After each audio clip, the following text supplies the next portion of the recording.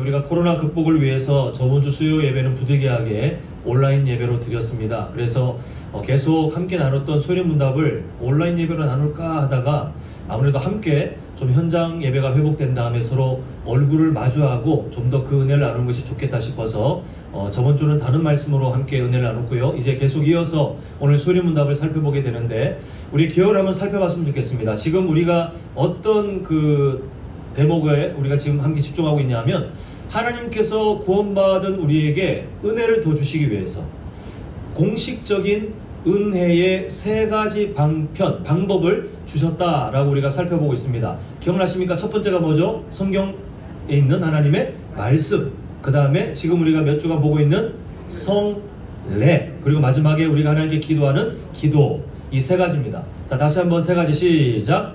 말씀, 성례, 기도. 이 세 가지가 하나님께서 은혜를 주시겠다고 약속하신 공식적인 방법입니다. 그래서 우리가 하나님의 은혜를 받고 싶으시면 정말 그게 진짜 하나님의 은혜가 필요하다라고 사모가 되시면 다른 그럴싸한 뭔가에 매달릴 것이 아니라 하나님이 약속하신 이 세 가지에 우리가 집중하는 것이 지혜롭다 말씀드렸는데요. 그래서 우리는 말씀 받고 이제 성례를 보았고 그 성례에 대해서 이제 세 번째 세례에 대해서 오늘 함께 살펴보게 되는데요. 자, 우리 한번 94문과 95문을 연속해서 한번 보도록 하겠습니다.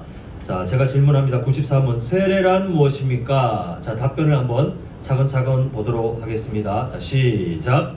세례란 별로 있는 성례로서 성부와 성교와 성령의 이름으로 우리가 그리스도에게 정부상과 그의 언약의 의에 참여함과 죄의 것이 되기로 약속함을 표하며 치는 것입니다. 자, 이 답변에 기억하셔야 될 것 제일 마지막에 있는 겁니다. 인치는 것. 이 세례가 가지고 있는 의미를 잘 생각하셔야 되는데 이 모든 유익들을 우리에게 인치는 것입니다. 우리가 기억할 수 있도록 누릴 수 있도록 인치는 것입니다. 자, 95문 제가 질문을 했습니다. 세례는 어떤 사람에게 베풉니까? 자, 한번 답변 같이 하겠습니다. 시작. 세례는 보이는 교회 밖에 있는 사람에게 베풀지 않으며 그들이 그리스도를 믿고 그에게 복종하겠다는 고백을 할 때 비로소 베풀며 보이는 교회 회원의 유아들이 받습니다. 네, 이렇게 우리가 94문과 95문을 보았습니다. 우리가 성례를 살펴볼 때에 성례와 관련된 소리문답의 내용을 보니까 먼저 경고가 나왔습니다. 그리고 성례는 이것이다 라고 나오면서 왜 경고를 먼저 유독 이 성례에 대해서만 특별하게 경고가 먼저 나왔냐 이 설명 드려졌죠. 성례는 특히 인간이 그 하나님께서 주신 명령 이 성례를 지킬 때에 자칫 잘못하면 인간 중심으로 우상화할 수 있는 아주 큰 위험이 성례에 깔렸기 때문에 그래서 소리문답은 성례는 이런 것이 아니다 라고 경계를 하고 그 다음에 성례는 이런 것이다 이렇게 설명을 했다라고 말씀드렸습니다. 그래서 가톨릭은 지금도 7성례라고 해서 7가지 성례를 인간 편의와 관련된 것들을 만들어서 더 추가해서 섬기고 있습니다만 우리는 말씀에서 가르치는 딱 2개 세례와 성찬만 성례로 인정하고 나머지는 성례로 우리가 부르지 않다는 거 꼭 기억하셨으면 좋겠고요. 그래서 오늘 첫 번째 세례를 보게 되는데 몇 가지 다 다루기는 너무 내용이 많을 것 같아서 중요한 것들 몇 가지만 좀 나누고자 합니다. 첫 번째가 뭐냐면 저를 따라합니다. 방법보다 내용이 중요합니다.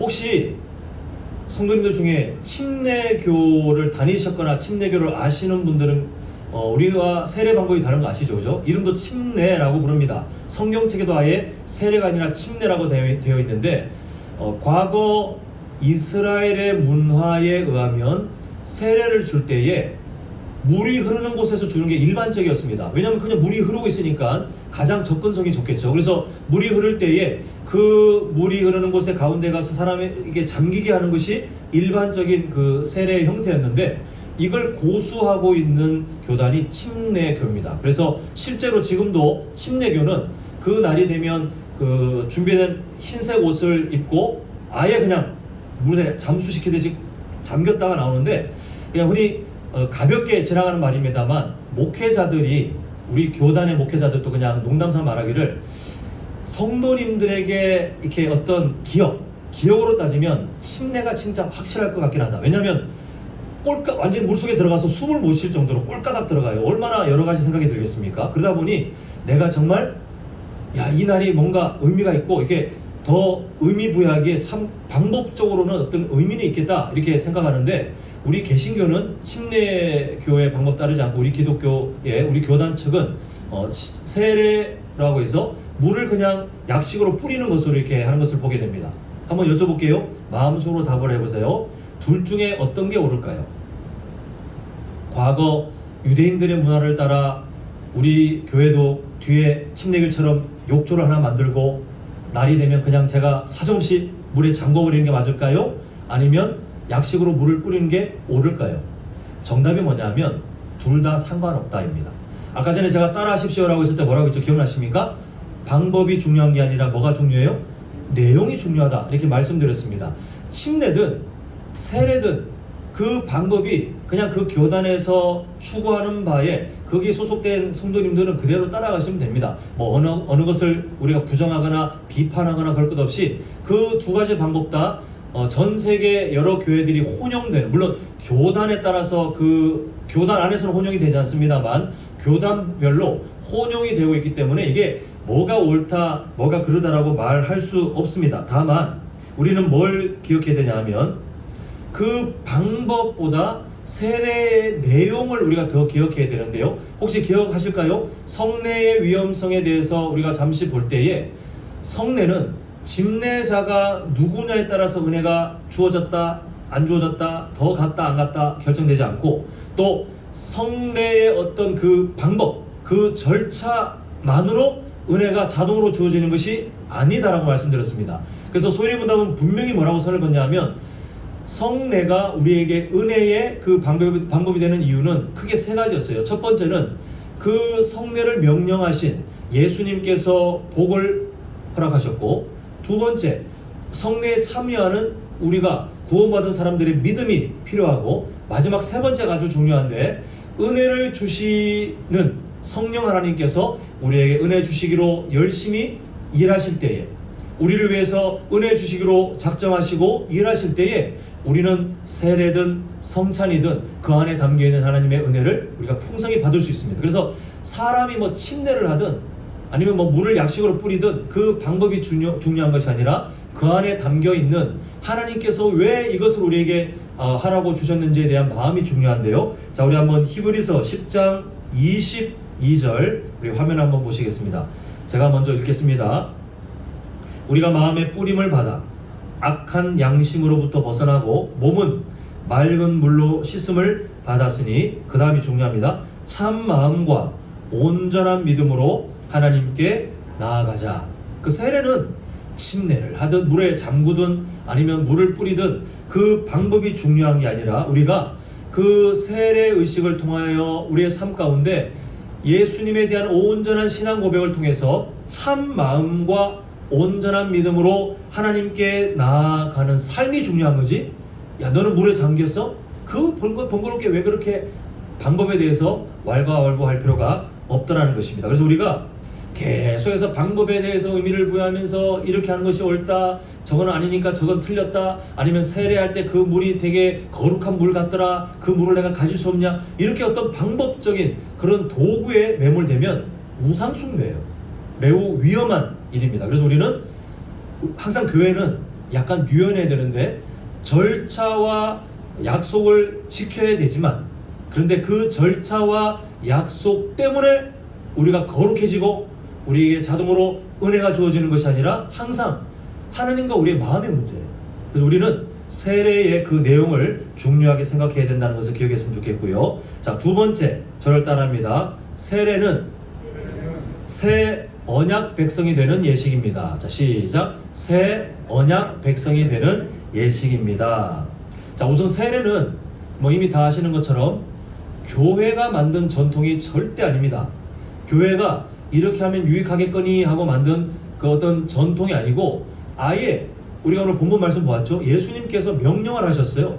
제자들에게 앞으로 교회라는 그 성도의 모임인 교회라는 공동체가 사역을 할 때에 그 공동체가 반드시 해야 될 명령이 뭐냐면 예수님 믿는 사람들에게 온전한 신앙 고백을 가르치고 그리고 그 이후에 세례를 주고 제자를 삼아 이렇게 예수님께서 그 명령을 아예 주셨다는 것입니다. 근데 이때 이 주신 명령이 왜 과연 변치 않는 명령을 우리에게 주셨냐면 바로 단순한 종교 행위가 아니라 하나님께서 주신 구원, 그 구원의 약속이 이 세례의 의미로 담겨져 있기 때문에 그렇습니다. 그래서 우리 고린도전서 10장 1절 2절을 한번 보시겠는데요. 제가 한번 읽어드립니다. 형제들아, 나는 너희가 알지 못하기를 원하지 아니하노니 우리 조상들이 다 구름 아래에 있고 바다 가운데로 지나며. 이게 무슨 얘기죠? 그 출애굽에 대한 내용이죠. 그 다음에 이렇게 말합니다. 모세에게 속하여 다 구름과 바다에서 뭘 받았다고요? 세례를 받고. 사도 바울이 이 고린도 교회 사람들에게 설명하는 말 중에 세례를 어디에 연결시키냐면 출애굽 과정과 연결시키면서 홍해를 지난 거, 또 하나님께서 그 불기둥으로 구름기둥으로 함께 하시고 그 동행하셨던 그 모든 과정들을 다 설명한 다음에 세례를 받았다라고 합니다. 이게 무슨 말이냐면 이스라엘 백성들이 출애굽 받고 그 다음에 광야를 지나면서 이 시간을 누리면서 자기도 모르게 세례를 받았다가 아니라 이스라엘 백성들에게 일어난 변화가 중요해요. 출애굽은 항상 뭐에 중점을 둬야 되냐면 제가 로마서 6장 설명드릴 때 반복해서 말씀드렸는데 구원은 소속의 변화가 중요하다 말씀드렸습니다. 기억나시죠? 우리가 과거에는 죄인의 노예였지만 예수님의 십자가 사랑으로 인해서 단번에, 서서히가 아니라 단번에 누구에게로 아예 소속이 변화됐어요? 하나님께로 소속이 아예 변화됐어요. 그래서 우리는 더 이상 이 하나님께서 우리가 하나님께 소속되어 있다는 그 등본, 하나님께 소속되어 있다는 이 등본을 갖고 계시는 한 우리가 뭔 짓을 해도 죄인의 옛날에 그 죄인의 자리로 갈 수가 없어요. 마찬가지 출애굽 때도 이스라엘 백성들이 노예에서 하나님의 은혜로 출애굽된 다음에 어떤 변화를 겪었냐면 애굽에서 탈출했네가 변화가 아니에요. 진짜 변화는 노예였다가 이제는 하나님의 백성, 하나님을 왕으로, 그리고 자신들은 그 하나님을 섬기는 사람들로 약속의 땅을 향해 나아가는 완전히 다른 정체성을 받게 된 것이 출애굽의 진짜 의미입니다. 결국 그 의미를 담아서 사도 바울이 세례를 말하기를 변화의 변화. 과거에는 하나님께 속하지 않았던 사람이 이제는 하나님께 속하게 되었다. 이게 출애굽과 연결시키면서 세례의 진짜 의미라는 것을 우리에게 말씀해주고 있어요. 그래서 우리는 세례 교인이라는 말이 얼마나 복된 거냐면 교회 좀 다녔네요 이 의미가 아니라 진짜 성경에서 말하는 세례 교인의 의미는 과거의 당신은 하나님께 속한 사람이 아니었지만 예수님 때문에 이제는 하나님께 속한 사람이 되었고 세례 의식을 통해서 그것을 자신의 삶 가운데 인침받았다고 우리가 보았죠. 완전히 표징으로 그렇게 약속을 받았군요 라고 하는 것이 세례 교인들의 의미입니다. 우리는 세례 받았다의 의미를 제가 뒤에서 다시 설명드리겠지만 오늘날 좀 많이 가볍게 취급하고 있는데 세례는 새 언약 백성이 되었다라고 하는 아주 중요한 의미가 있습니다. 좀 더 신학적인 의미로 보면 그리스도의 몸된 교회에 진짜 소속이 되었다 이렇게 인정을 받는 의식이 바로 세례 의식이에요. 그 교회의 소속이 아니라 우리가 예수님께서 만드신 이 전 세계적인 그리스도의 몸된 교회에 예수님 믿고 그 사람도 그리스도의 몸된 교회에 드디어 소속이 되셨군요. 그렇게 세례 의식을 통해서 이것을 공식화하셨군요. 이게 바로 세례 의식의 의미이기 때문에 우리는 이 세례 교인이라는 말을 아주 중요하게 생각해야 됩니다. 근데 분명히 정리해야 될 게 뭐냐면요. 어떤 특별한 일 때문에 세례를 못 받을 수도 있어요. 그러면 구원을 받은 걸까요? 아닐까요? 예수님 믿긴 믿는데요. 정말 예수님을 인격적으로 믿는데 어떠한 부득이한 상황 때문에 세례를 못 받았어요. 뭐 병상에 계시거나 병상 세례도 있긴 하지만 병상에 계시거나 아니면 저기 선교지에 특수한 상황 가운데 선교사님이 평신도로 가서 복음을 전하고 그 다음에 그곳에 아직 교회가 세워지지 않았고 그런 절차 가운데 세례를 받지 못했는데 이분이 이 믿었던 그 현지분이 세상을 떠나시면 이분은 구원을 받습니까? 안 받습니까? 예, 마스크를 써서 제가 하나도 모르겠어요, 표정을. 다 정답을 아시죠, 그죠? 세례 받고 안 받고는 구원과 상관이 없어요. 예수님을 인격적으로 믿는 것이 중요합니다. 반대예요. 반대도 있어요. 아무리 세례를 그럴싸하게 받았다 할지라도 그 사람의 삶이 결국은 껍데기 신앙, 아예 신앙 자체가 없는, 제가 뒤에서 말할 어떤 사례들이 있는데, 그런 일에 속했다면 그 사람이 아무리 세례받고 그날 감정적으로 뭔가 울컥했다 할지라도 예수님을 인격적으로 믿는 그 믿음이 없었다면 아무런 도움이 안 돼요. 결국 세례는 우리가 구원받은 사람에게 의미 있는 일이지 그렇지 않은 사람에게는 아무런 의미가 없다는 거 꼭 기억하셨으면 좋겠습니다. 자, 세 번째가 뭐냐면요, 세례는 삼위일체 하나님의 이름으로 베풀어져야 되는데 일생에 몇 번만 받을까요? 딱 한 번만 받습니다. 세례는 삼위일체 하나님의 이름으로. 그래서 교회에서 집례자들이 세례를 줄 때 성부와 성자와 성령의 이름으로 세례를 주노라 라고 선포하는 이유가 뭐냐면, 구원과 연결되어 있었죠. 아까 전에 세례가 원래 하나님께 속해 있지 않던 사람이 하나님께 속하게 되었다는 것이 그 세례의 의미에 담겨 있는데, 그 일을 이루신 분이 하나님 한 분도 아니요, 그리고 성자 예수님 한 분도 아니고 성령 하나님 한 분도 아니고, 구원은 이 삼위일체 하나님의 협력 가운데 우리에게 적용되는 것이기 때문에, 그래서 이 세례를 선포할 때에 삼위일체 하나님의 이름으로 항상 선언하게 되어 있습니다. 그리고 아까 처음에 말씀드렸지만 세례는 일생 중에 단 한 번이면 족합니다. 내가 기분이 좀 오늘따라 세례를 한번 받아야 될 것 같다고 세례식 때 나도 좀 껴주시오라고 세례교인이 부탁한다고 해도 정상적인 교회라면 절대로 받아주지 않아요. 왜냐하면 한 번이면 됩니다. 왜 그럴까요? 우리가 예수님 믿고 구원받는 일도 인생에 몇 번이죠? 딱 한 번. 우리가 살다가 요즘 내가 좀 뭔가 부족한 것 같으니 다시 내가 영접 기도를 하고, 아니 아무런 필요가 없어요. 우리가 정말 인격적으로 예수님을 믿었다면 일생에 한 번으로 우리의 모든 삶은 달라지기 때문에 세례도 똑같이 우리의 일생 가운데 딱 하나 있습니다. 그러다 보니 이 세례가 참 의미가 있고 우리에게 사실 감동적인 시간이거든요. 근데 안타깝게도 오늘날 이 세례의 의미가 갈수록 더 가벼워져 가는 것들을 보게 됩니다. 이러다 보니 세례의 의미들이 가벼워지다 보니 처음에는 그게 어떤 긍정적인 면이 있는 것처럼 보이지만 장기적으로 보면 교회에 오히려 더 안 좋은 악순환이 일어나는 것을 보게 되는데요. 자, 예수님께서 명령하신 세례, 그 세례는 어떻게 이루어지냐면, 한 사람이 있잖아요. 나는 예수님을 나의 구원자로, 나의 모든 죄를 용서하신 그 구원자로 내가 믿습니다 라고 하는 신앙 고백 이후에 이어지는 의식이에요. 그 이후에 반드시 있게 되는 성례입니다. 근데 언제부턴가 이 세례 문답에 반드시 들어가야 되는 예수님을 인격적으로 정말 믿고 있는지를 확인하고 질문하는, 그리고 세례의 의미들을 성경의 진리에서 기본적인 내용들을 가르치고 확인하는 내용들이 점점 사라지고 있어요.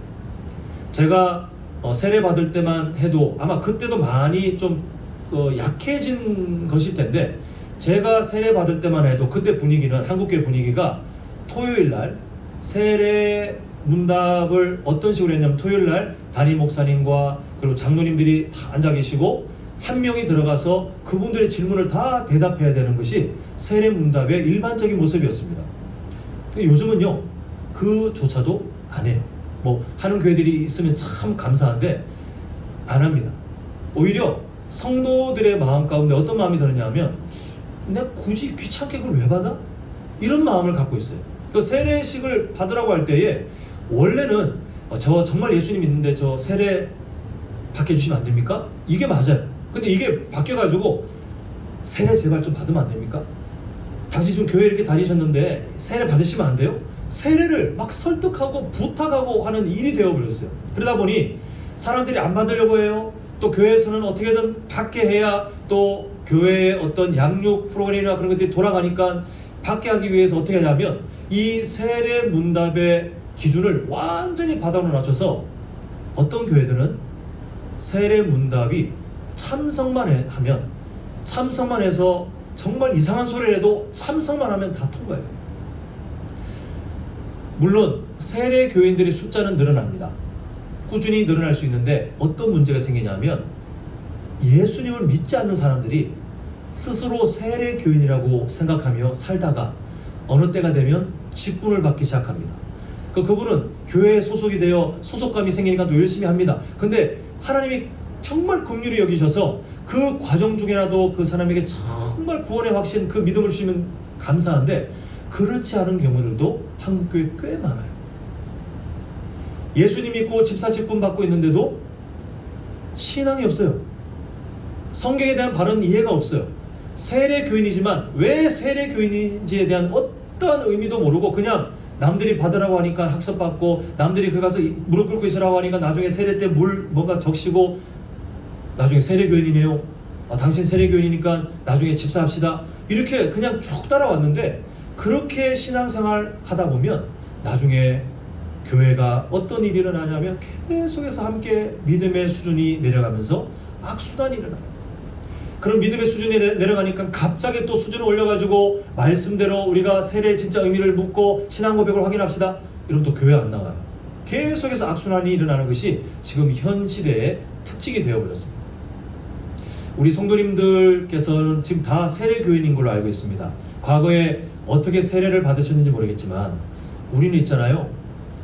세례를 어떻게 받으셨는지도 중요하지만 지금 내가 세례 교인으로 정말 그 수준에 맞게 우리가 훈련받았고 그 수준에 맞게 우리가 믿음 생활을 하고 있는지 늘 자신을 돌아보는 것이 우리 스스로에게 너무나도 유익하고 복된 일입니다.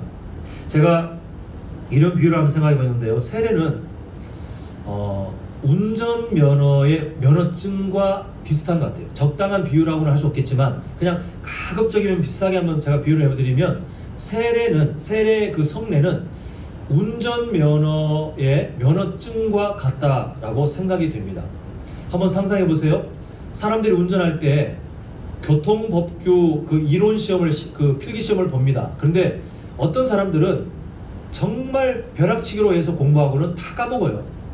그런 사람이 운전대를 잡고 돌아다니면 위험할까요? 위험하지 않을까요? 또 어떤 사람들은 있잖아요. 운전면허 딸 때 그 학원에서 가르쳐준 공식대로 자 이때는 몇 번 돌리시고 또 이렇게 하시고 그렇게 해서 나오지만 사실 운전은 자꾸 해야 익숙해지는데 나왔다가 겁난다고 그냥 운전면허는 장롱에 넣고 생활하다가 나중에 운전해야 될 때가 와서 억지로 차를 준비해서 운전하기 시작하면 그분은 면허증은 있어요. 나라에서 당신은 차를 몰아도 되는 사람입니다라고 면허증을 받았지만 완전히 차에 대해서 지금 문외한이 돼서 운전에 대한 운조도 다 까먹어버린 사람이 도로에 나간다면 위험할까요? 안전할까요? 운전면허도 원래는 교통법규를 완전히 이해하는 사람 그리고 차에 대해서 익숙하게 아는 사람이 도로에 차를 끌고 나와야 그래도 사고 위험률이 많이 낮아지는 법 아니겠습니까? 세례교인의 삶이 그래요. 예수님 안 믿는 사람이 그냥 상황에 따라 억지로 아니면 그 교회의 어떤 사정에 따라서 아주 문턱이 낮은 그런 제도를 통해서 세례 교인이 되었을 때에 믿음은 없는데 나중에 직분 받아요. 살아가면서 그런 사람들이 늘어나 있는 교회를 상상해 보십시오. 마치 이 여수시에 운전면허가 어느 날 발급되는데 너무 쉽게 그냥 다 까먹어도 괜찮고 차를 모르는 사람들이 한 수백 명이 운전면허를 따가지고 차를 끌고 다니는 것이 우리 성도님들 귀에 들리면 과연 도로에 다니는 사람들에 대해서 이렇게 서로 신뢰가 생기겠습니까? 한 교회에 세례에 대한 온전한 의미를 찾지 못하고 그 신앙 고백도 모르고 또 성경의 진리의 그 기본적인 구원이 어떻게 이루어지는지 예수님이 어떻게 오셨는지 그 기본적인 내용도 하나도 모르는 사람들이 직분자로 앉아있는 그런 사람들이 가득 있는 교회라면 그 교회는 위험해요. 그래서 우리는 세례교인답게 더욱 훈련되어야 되고 세례교인답게 우리의 믿음 생활 정말 주님께서 기뻐하시는 삶을 향해 살아가야 될 때 그때 우리는 우리의 삶이 세례 받은 사람답게 하나님께 영광이 되고, 그리고 우리의 삶 가운데 그리스도의 향기가 삶의 여러 모습을 통해서 하나하나 퍼져나가는 것이 바로 우리의 복된 삶이 되는 것입니다. 이제 말씀을 맺겠습니다.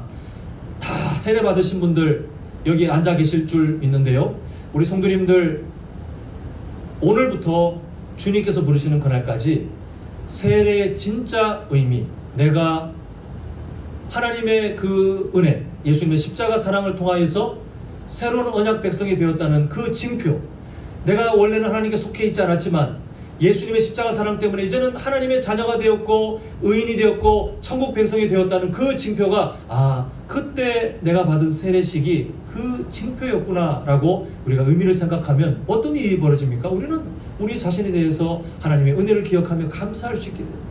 우리 자신에 대해서 정죄하고 우리의 부정적인 모습만 집중하는 것이 아니라 나는 이미 변화된, 나의 소속이 변화된 정말 귀한 존재구나, 그 은혜로 우리가 다시 한번 새 힘을 살아갈 수 있는 힘을 얻게 되는데요, 그래서 성례가 은혜의 방편이 되는 것입니다. 우리에게 세례를 한 번만 주고 딱 끝나는 것이 아니라 세례는 받을 때도 은혜지만 세례 받고 나서 내가 세례를 받았다는 것을 기억할 때마다 우리에게 은혜가 되어야 정상인데, 우리 성도님들의 삶이 그렇게 되길 간절히 소망하고요, 또한 바라기는 우리 교회에 이제 유아 세례를 받았든 안 받았든 나중에 입교식 아니면 세례식을 해야 될 우리 어린 자녀들이 있는데, 저는 우리 자녀들에게 나중에 제가 문답할 때 반드시 확인할 거예요. 예수님을 정말 믿는지, 안 믿으면 나이가 몇 살이 되든 저는 세례를 받지 말아라고 권면할 예정입니다. 근데 이왕이면 우리 아이들이 어릴 때부터 너 예수님 믿니라고 했을 때 그 말이 망설이지 않고 눈이 반짝반짝하면서 목사님 저 정말 예수님 믿어요, 정말 예수님 때문에 내가 의인이 되었다는 것을 저는 믿고 있어요, 이 고백을 통해서 우리가 기쁨으로 또 한 명의 세례교인, 또 한 명의 입교인을 우리의 다음 세대로 준비하는 복된 교회, 복된 가정이 될 수 있기를 간절히 소망합니다.